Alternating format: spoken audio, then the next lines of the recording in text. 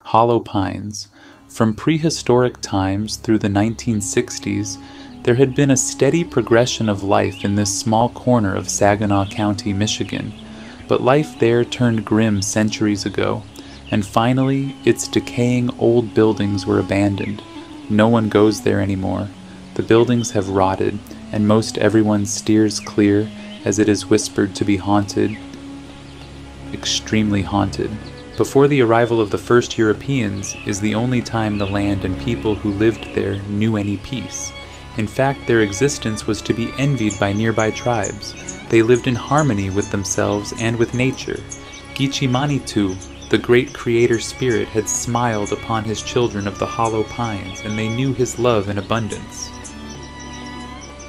That all changed with a dark stranger in black robes who came to the village one stormy night.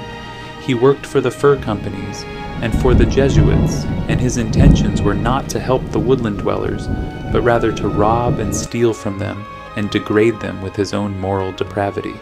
So he weakened them with the water of fire, and soon the Great Spirit had to remove them from his sight, as they no longer loved him. Still, there was a holy man among them who sacrificed himself to become a shapeshifter, who planned to be their savior, but found the people too far gone to help. One night under a full moon, he cursed the land and anyone who would ever live there, and he condemned his own soul to never leave the land until he could exact his revenge. Most believe his spirit still dwells there in the dark shadows today. In 1966, a family arrived at an old house in Hollow Pines. They were poor, down on their luck, and this deserted house that had been empty since the 1920s was the only place they could afford. They were a backward sort of clannish people. Even though the children were allowed to go to school, they were warned to make no friends, and they didn't. There was a church about 5 miles away, but they had no need as their father was also their spiritual leader. He was not a good leader, but was himself possessed by lustful feelings that were only whispered of by the kids. That all got worse with the arrival of a handsome stranger who was as debased as they were. Always watching from the shadowy nearby pines was the figure of a deer man, the shape the fallen holy man had taken so many centuries ago.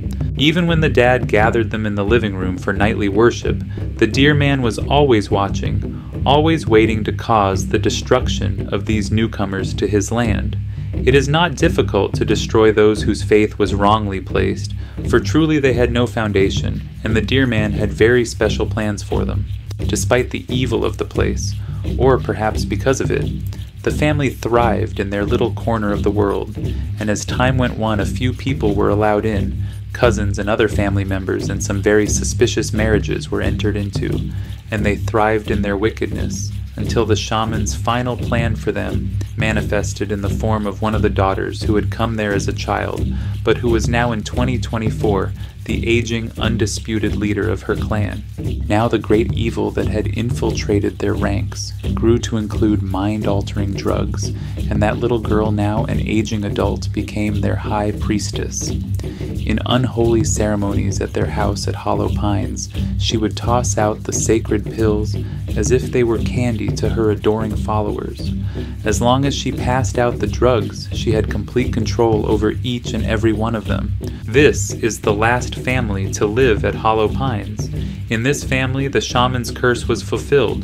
They rotted from within from the drugs and the insanity which had been a generational burden for them. Now no one goes near Hollow Pines. Couldn't find it if you wanted to.